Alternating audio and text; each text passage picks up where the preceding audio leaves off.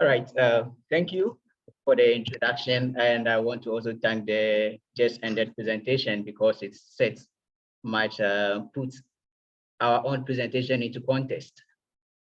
So without wasting much time, I'm going to present on short food supply chain in Ukraine, a project which is being undertaken by the GIZ and Oikos as a consultancy firm on that. But doing this, I would try and tell a story from my own country, Ghana, and try to relate the situation in Ukraine to it and tell why it is important for Ukraine to move towards shorter food supply chains instead of its current food supply chain. So the story I will tell you today from Ghana is titled The Paradox of Maize Production in Ghana. Anytime I tell this story, people tells me and give me a different title to the story. So I guess by the end of this presentation, I might get someone who would say, hey, I think you should title it a different way. And maybe I might consider that. But to go on, maize farming and maize production has been the leading staple crop in sub-Saharan Africa. It has served as a secure livelihood for over 280 million people in the sub-region. But most importantly, in Ghana, it accounts for more than 50% of cereal production in maize in Ghana. As a result of this, it have higher impact on our food security in Ghana and serves as a source of food for majority of the population in Ghana. But until recently, local production of maize was based on local varieties in the country.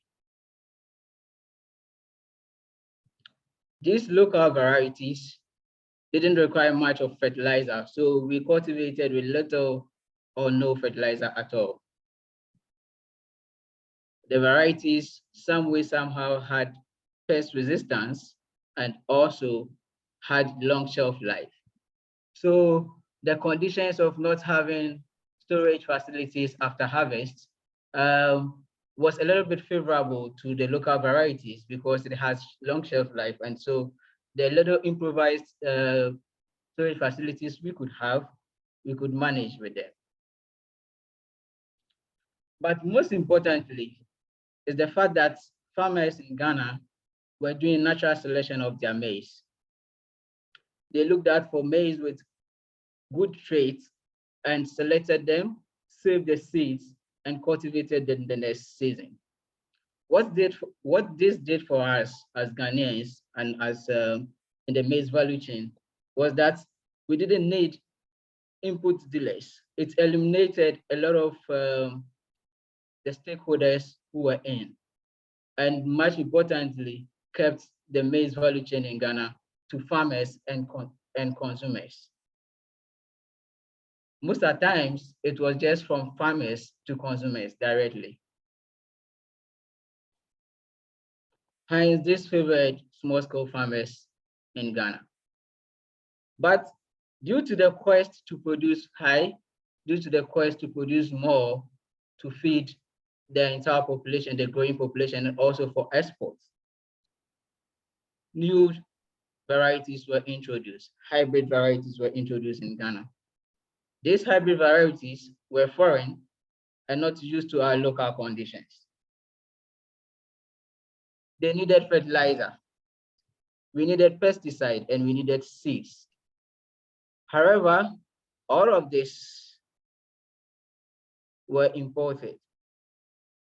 We had to import fertilizer, we had to import the pesticide, and the seed that we use for planting the next season, we had to import. Now, what this happened with the introduction of this new variety was that the maize value chain, maize supply chain became a little bit longer. It introduced more input delays. It introduced many other stakeholders involved. people who are into importation of this input were also introduced into this value chain. Now, other input dealers, such as the storage facilities, which came in, were making the profits the most. So profits became not evenly distributed when the new varieties came in. Farming now became very expensive for farmers because they had to buy pesticides, they had to buy fertilizer, they had to buy seed, which were imported. But to our surprise, like every story, in the year 2016, there was an infestation of pests. A pest which is called fall armyworm, and a Native American pest infested Ghana, which was reported early 2016. In this infestation, farmers realized that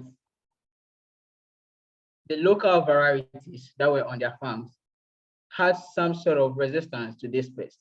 But most farmers then had moved from local varieties to foreign varieties of maize. And so their farms got infested. And what happened in Ghana was that farmers fall out of business. Like I already said, maize is a source of food for most Ghanaians. And so household food insecurity skyrocketed in Ghana. People didn't have access to food, most importantly.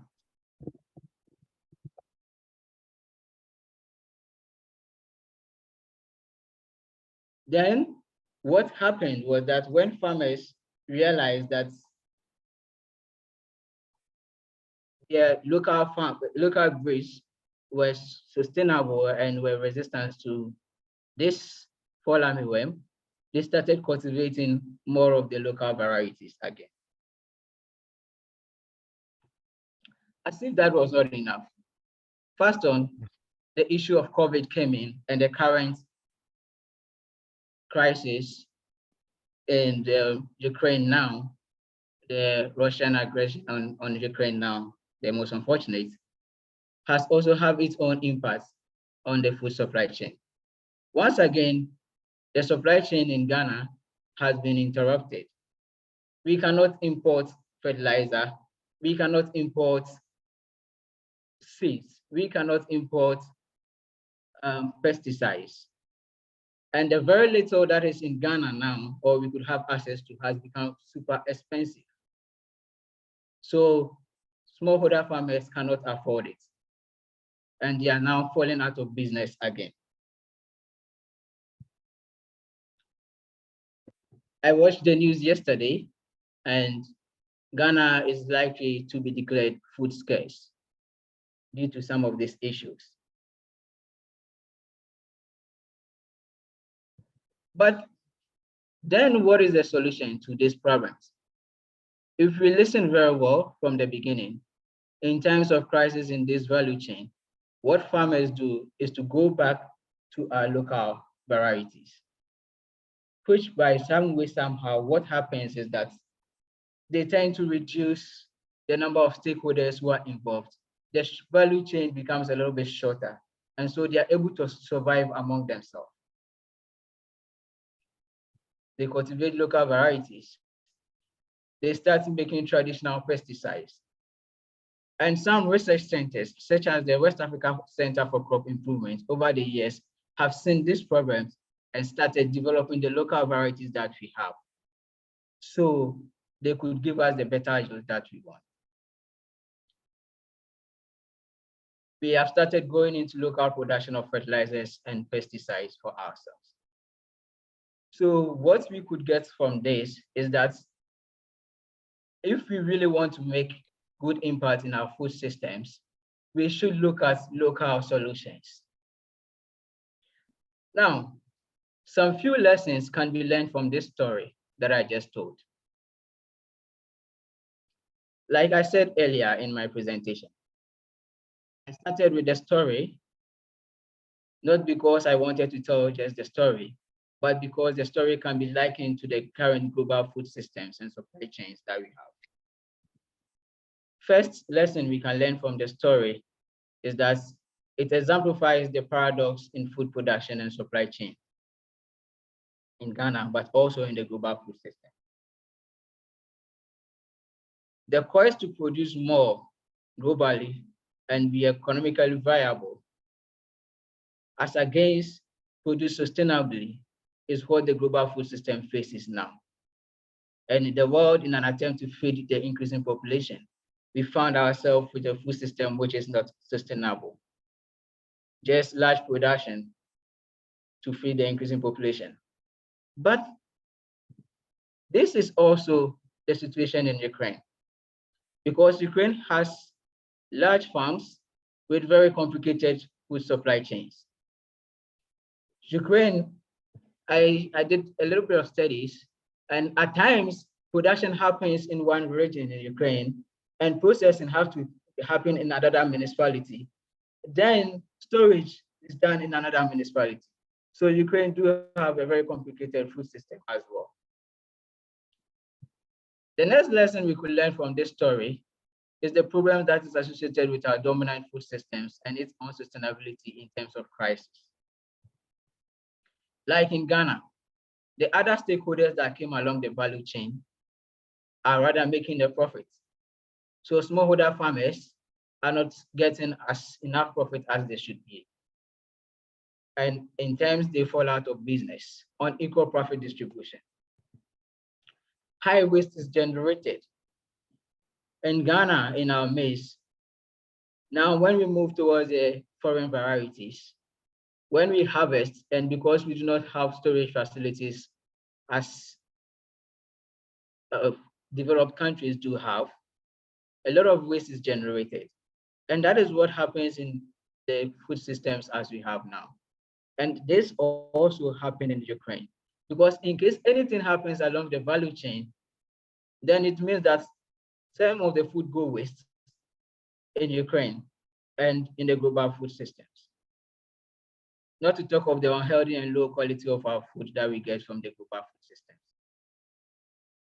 But also, most importantly, for the fact that our food systems are not sustainable in terms of crisis. And we all can see that that has been the effect of the current crisis in Ukraine now. There is high food insecurity. The FAO and other reports have said this. But most importantly, the story that I told also tells us the need to support local food initiatives and to move towards shorter food supply chains, which is the main core of my presentation today.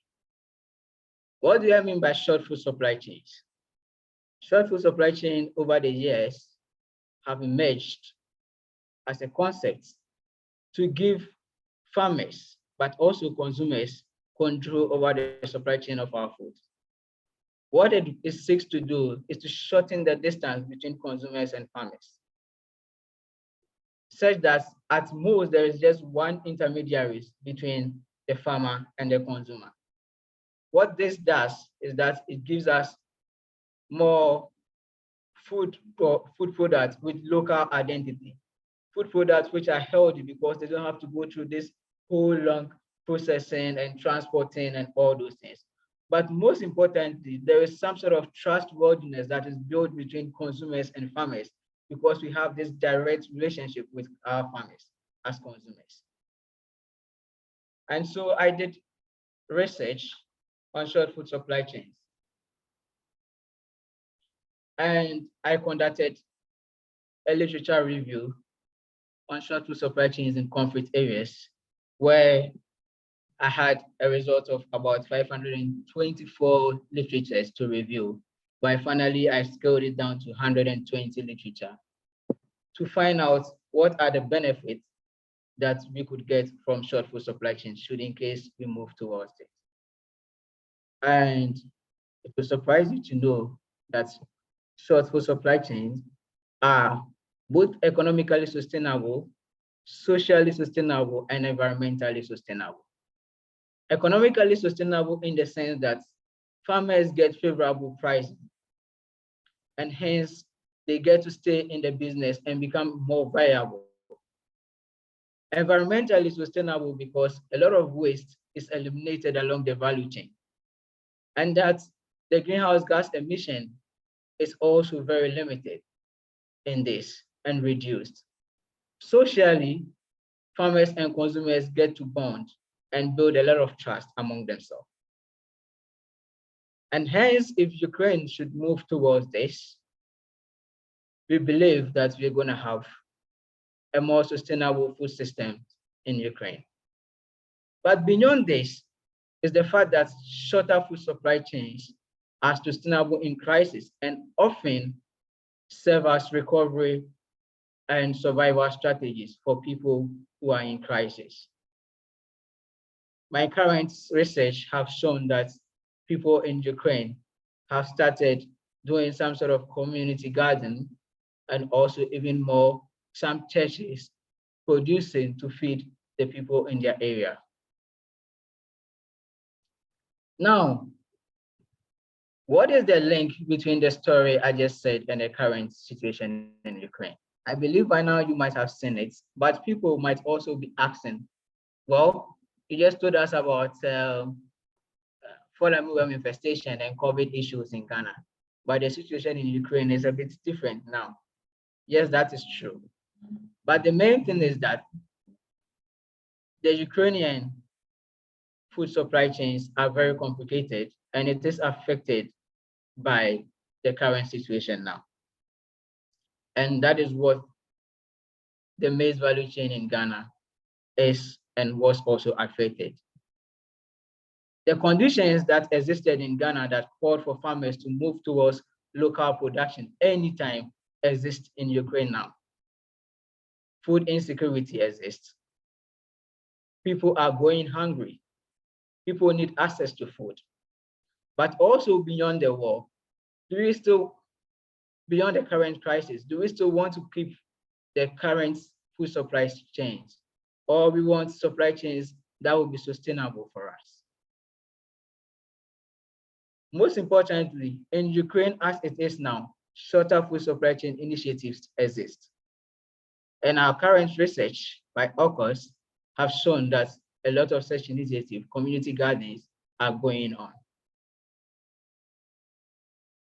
Municipalities in Ukraine are already calling for support for shorter food supply chain initiatives that exist in Ukraine.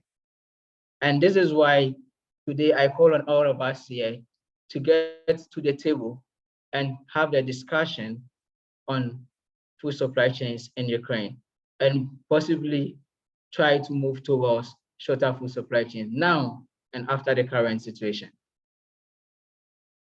I have some few concerns I would want to raise as I get back to the end and call on us all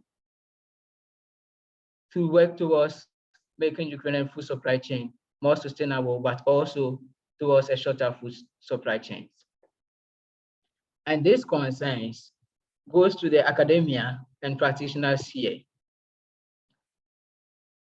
The first one I want to tell is that very few studies have been conducted on short food supply chains in conflict areas.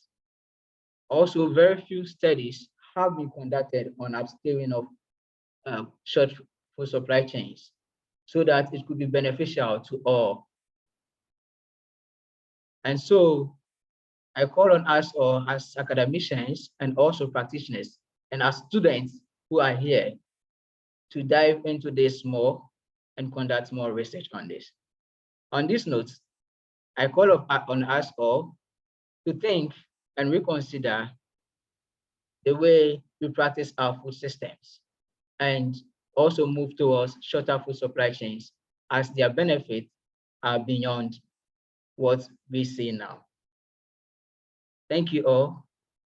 And I guess Mojca would present on the manual for the project and implementation of shorter food supply chains in Ukraine. Thank you.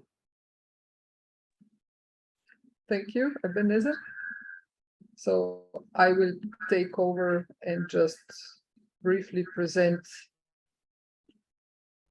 the work that I was involved in over the last couple of months. So I will just briefly present the manual for support for short food supply chains in Ukraine on local level. I will start with the picture of my mother's vegetable patch, because I grew up around, growing your own food, having a garden. And so the project working on this manual was a great joy for me. Where did the idea for this manual come from? I have been involved in a program called You Lead with Europe program, which is a multi-donor action supported by EU and several of its member states, through which they're providing support to the Ukrainian government for decentralization and regional policy reforms. And one of the focuses of ULEAD is rural development, as well as business-friendly administration. I was involved in some environmental management, rural development, spatial planning activities, and so on. And we were happily working with the municipalities on various topics when aggression on Ukraine happened. And that had a range of effects, of course, on our work, but also the most important thing is that it really, food insecurity was immediately obvious. And we were just thinking, how could we redirect our activities with ULEAD to help the local authorities in the field? Why local authorities? Because we were working directly with them. And we knew that they are facing quite a lot of demands for rapid response, for organizing help, support, but they also needed some support for a bit longer term planning and activities. So we looked at what can the municipalities do and what we can do for them. And so we just decided that because food supply is just so critical in such situations, we would focus our support on the short food supply chains and the municipal capacity building for that. Here I'm thinking staff working in municipalities, in local authorities. And our idea was that not only we would support through this the local, food production, short chains, and so on, but also possibly involve or link these activities to some therapeutic activities, such as, gardening, joint cooking, food distribution. These are all activities within short food supply chains on the local level that can have also a profound social effect, both for the local population and for the internally displaced persons. So since we were working with the municipalities, we were perfectly aware that agriculture is actually beyond their scope of work. The decentralization has given a lot of power to the municipal authorities, but they're primarily focused and active in local economic development, supporting rural development, education, social integration, and combating the poverty and so on. And while they're facing the need for rapid response in this critical time, especially in the areas that are directly affected by hostilities, it's also helpful, and they appreciate that there are some structured activities, some structured support with a bit longer term effect and broader vision. So our starting point was to really directly support municipal staff, because there's also already a variety of initiatives that are dealing with NGOs, with local inhabitants and so on. We wanted to have this local authorities capacity building. We had a discussion with several international experts and researchers, Roxana, for example, as well, that gave us also some insight and ideas. And so the idea was born that we just prepare a simple manual, how to support short food supply chains, for the reasons that also Ebenezer just presented, and maybe follow up then with an expert platform or a food hub, and then later with preparation of local food strategies. We decided to have just a how-to approach, a simple, approach, just providing some ideas for activities that are easy to organize and mostly need just human resources and not a lot of investment, not a lot of money. We also tried to include internally displaced persons and some therapeutic activities for everyone. We try to encompass a variety of situations because we have municipalities that are directly affected, those that are not. There's some are small, some are large, some are more urban, some are more rural. And the idea was also to work with some pilot municipalities to test the manual and scale it up then for further use. We structured the manual in 3 sections. First is the analytical part, where you have some tools for stakeholder mapping, some guiding questions, how to identify the key issues, and then a set of activities for supporting the local community. So really the inhabitants, the community initiatives, the NGOs and so on. And then also the third part contains a set of activities or activity ideas for supporting the farmers and businesses, so local food production, processes and distribution, so other side, let's say, but also small-scale farmers. We tried to keep it simple and short, so it's only 30 pages long, and it's written in a very layman language. And instead of showing you the text, of course, I'm just presenting here illustrative map of the content. So one overarching activity important for everyone is to organize an information point at the municipality, which would be kind of a switchboard for all the information from all the sites, so that municipalities can gather the information, but also provide to whoever needs it.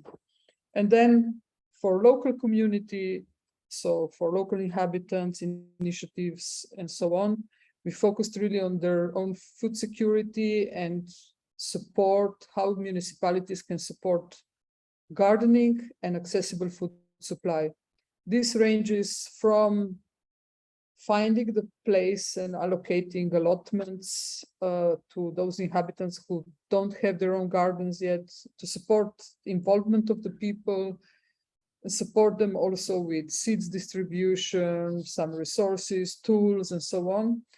And in terms of accessible food supply, to maybe organize community cooking and care activities in conjunction with meals, for supply of meals for vulnerable groups, so elderly, handicapped, and so on, and food banks, and also activities for local sharing and knowledge building. We saw yesterday a great example presented by Lilia, Katerina, and Mihailo, how different activities are springing up and what are the results, which is amazing. And throughout all of this, we try to involve, to thread in the volunteering and involvement of internally displaced people. We also touched on foraging, fishing, and hunting, but in such a situation, some of these activities can be pretty dangerous or not really favorable. So we really focused more on gardening and organizing food supply. In terms of businesses and organizations, support for their local food production, processing, and distribution, we focused on sharing support among them, both in provision of material, like seeds, etc., fertilizers, but also in terms of tools and equipment, maybe organizing something like machinery rings that are known across Europe, and also helping them with transport and storage, a pretty important issue that cuts down the food waste, as Ebenezer presented as well. And then for local food markets, there are many opportunities how municipalities who are in charge of local institutions that are providing meals, such as hospitals, schools, kindergartens, retirement homes, etc., can be supplied locally, and municipality can help with networking. There can be some marketing, local food marketing meetups organized, and also municipalities can help to organize food waste collection so that it's disposed adequately or composted and so on. We also touched upon providing suitable agricultural advisory and veterinary service, which is important in these changing conditions, as well as supporting relocation of the businesses. Here, municipalities can help mostly with providing information, helping with clear information on permitting, helping with information and activities of the public utilities. This is especially important, for example, for food processing businesses and so. So briefly, just to wrap up, what was our experience? We worked closely with the ULEAD work group for food security, which provided good insight. They also identified and selected 4 pilot municipalities, but their representatives did not have time or motivation to be actively involved. And it's perfectly understandable because there's a lot of other initiatives and especially a lot of other priorities and urgent activities, especially in the 2 municipalities that are directly affected by the hostilities. They're also understaffed, also inexperienced, but they really acknowledged that the manual provides kind of a useful overview, a bit of a shopping list for potential activities that they can select depending on the context and current needs. So they appreciated that. And as also Ebenezer said earlier, there's quite a lot of information available, but there's not much research of short food supply chains in conflict situations. There's more, there's a lot of research. The research is focused on direct relief provision and management. And on one hand, the short food supply chains, also with the municipal support, are a kind of an opportunity for Ukraine for the future. So what's next? Now in November, we were talking about having 4 capacity building workshops with the municipalities, with ULEAD, with their working group for food security. And then possibly we'll update the manual on the basis of the feedback and maybe work with some pilot municipalities. But this is largely also depends on ULEAD or maybe other initiatives, other support that we get, and hopefully this will lead also to some new activities like forming food hubs, providing local food, preparing local food strategies, etc.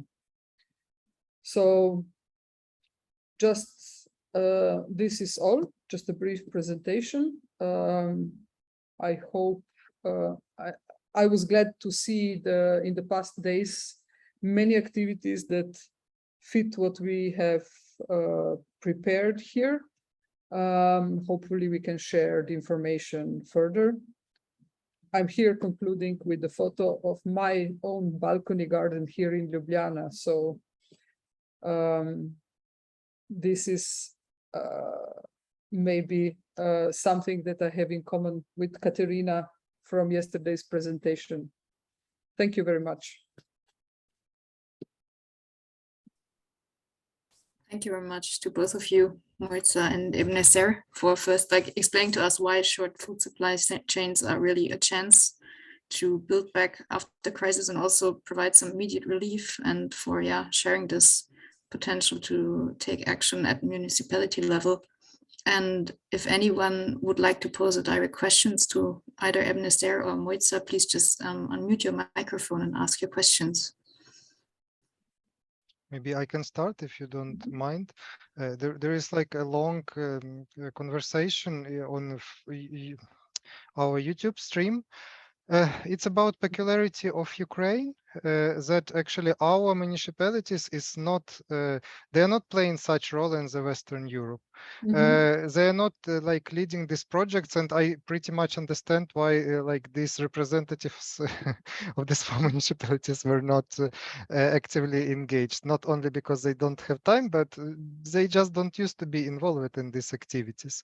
And our participants reflected on that fact that like municipal authorities, they not encourage small like family farms and small land ownerships, and they try to involve like big landowners kind of to the administrative bodies, despite the obligations that we took before the European Union.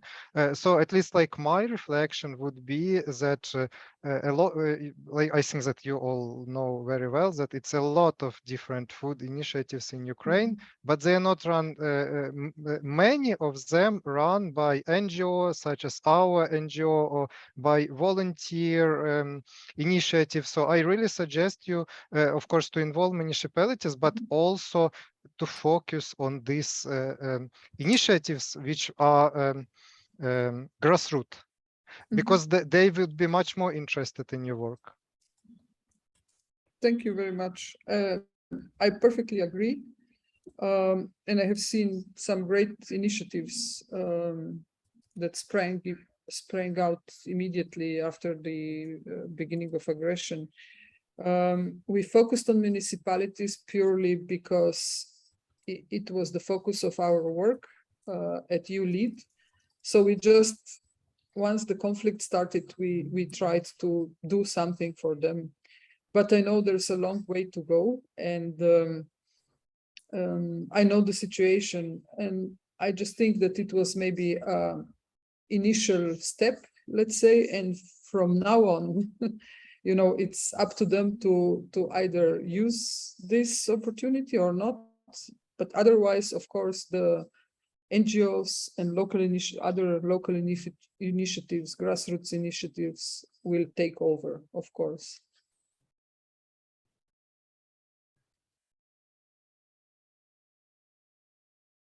Do we have any further questions here in the room? Yes, may I ask? I wanted to acknowledge the organization called Catalyst 2030. It's the global organization of social entrepreneurs. And now they are in the process of opening a Ukrainian chapter with social entrepreneurs, and some of this volunteering NGOs, which also doing this food work. They are also there, so maybe it will be useful us also to present this manual inside their network, if it's possible. Yeah, sure. Great. Okay, Yeah. good. Thank you. Thank you, Juliana, for this tip. We also shared the link in the chat right now with everyone.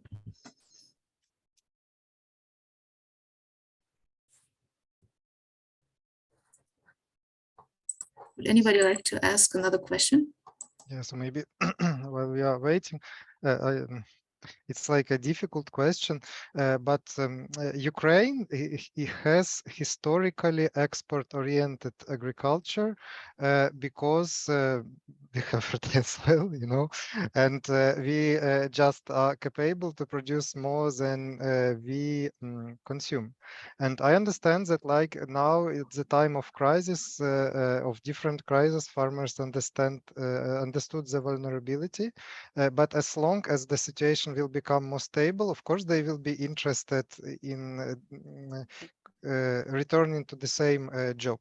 And I think that maybe the situation is gonna, you can say the same, that as long as this global situation will be more stable, the farmer will go back to these commercial varieties and fertilizers because it's just more profitable. So the question is, how do we interfere with our short food chain in a way that it will be appealing to farmer to apply it not only at the time of crisis, but also just for the normal operations. I mean that to provide some kind of versatilities in solutions that we offer them. Ebenezer, I think this is a question for you. Yeah, sure. Yeah, sure. That has also been a problem actually. But the most important thing now is for us to identify those very initiatives that are in there now and start supporting it. Because what happens is that as we start with smaller ones that have already started, it gets attractive and people get to know the potentials of it. I extended my research to Spain. For instance, we conducted some research in Spain. And what happened is that in Mallorca specifically, they had this sort of also dominant food systems. And then during the COVID, the such initiatives started. And so what the municipalities did for them was to come in to support such initiatives. And then now after 2019, 2020, then most of the people are now coming and moving towards buying from such initiatives. So I guess it's not going to be an easy one, but we have to start from somewhere and start with smaller initiatives that are already existing in Ukraine now. And from there, I think it will follow that way. I guess so. I don't know if I answered, but yeah, that is, I guess, the only way to go now. Yeah, thank you very much.